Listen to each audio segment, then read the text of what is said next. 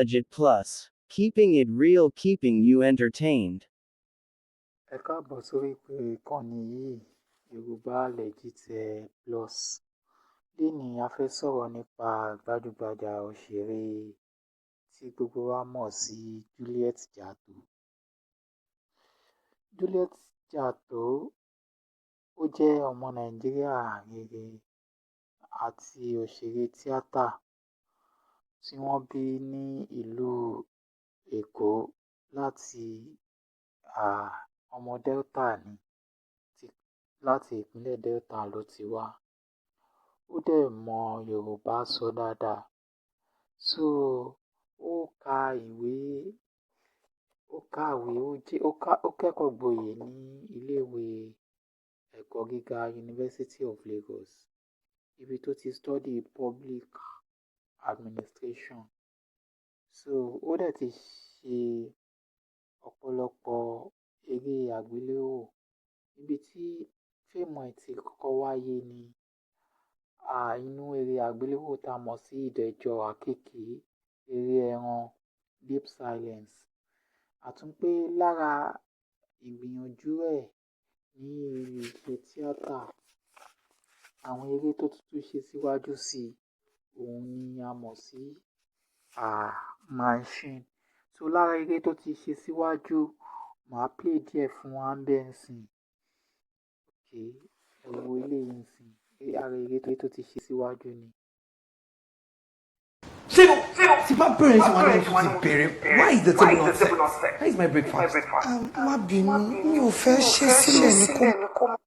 So àwọn ara eré tó ti ṣe nìyẹn.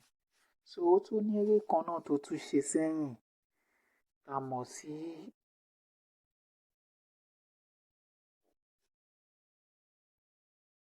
ara eré tó tún ṣe ìlérí dá sí díẹ̀ lára ìgbàgbé.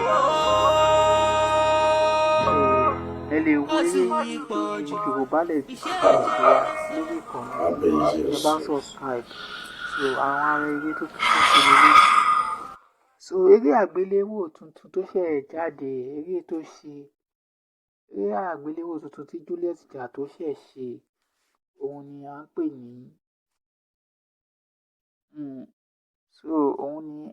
pè ní Òpìtì Onílé Ọlá.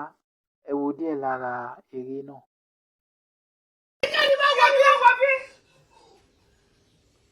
Tó dá ọ lójú pé kò ní séwu tó ní a máa wọlé.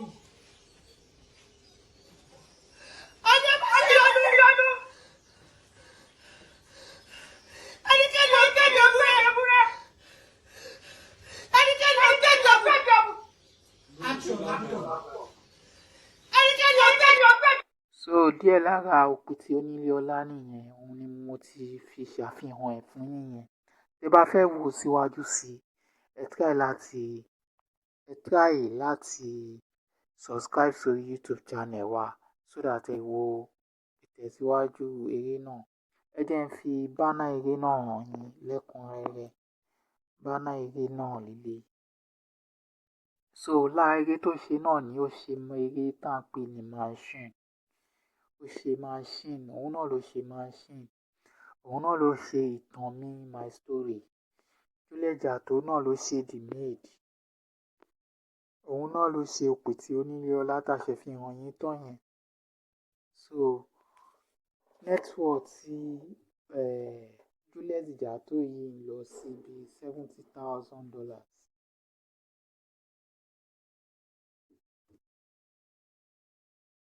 Lákòótán, Juliet Jatto jẹ́ òṣèré tó gbajúgbajà jùlọ, tó dẹ̀ lẹ́kọ̀ọ́, tó nímọ̀. So eré àgbéléwò bíi Ìtàn Mi, Perfect àti Tẹ̀bí ló fi mọ̀ káàkiri àgbáláyé. So ó wá síbí báyìí láti wá dúró ni. So mo kàn fẹ́ kẹ́ mọ̀ pé Yorùbá Legit Plus lélẹ̀, the hope of entertainment. So tẹ́ bá enjoy biography yìí, ẹ má gbàgbé láti like, share àti subscribe sórí ìkànnì Yorùbá Legit Plus fún ìtàn àwọn òṣèré tíátà mi tí màá tún máa ṣàfihàn wọn láìpẹ́ lórí ìkànnì yìí. ẹ ṣé púpọ̀. ẹnikẹ́ni bá wọ bí. tó dá ọ lójú pé kò ní í séwu nítorí a máa wọlé yìí. ọjọ́ bá ṣe yọnu ẹnikẹ́ni ò gbẹ̀bí ewúrẹ́ ẹnikẹ́ni ò gbẹ̀bí ẹ̀bù. ẹnikẹ́ni ò gbẹ̀bí ewúrẹ́ ẹnikẹ́ni ò gbẹ̀bí àgùntàn ẹnikẹ́ni ò gbẹ̀bí ìrọ̀ àfàyàfà ẹ má ṣe yọnu ọ ẹ má ṣe yọnu ọ. Sorry, I'm actually on again, my bad. Go. And you want fire. Action. ẹnikẹ́ni ò gbẹ̀bí ìrọ̀ àfàyàfà ẹ má ṣe yọnu ọ ẹ má ṣe yọnu.